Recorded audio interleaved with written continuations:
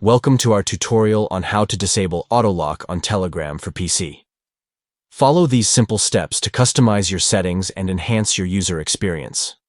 To begin, open the Telegram app on your PC.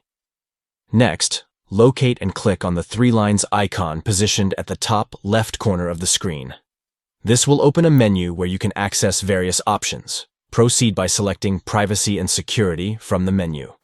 This will direct you to a new window where you can manage your security preferences.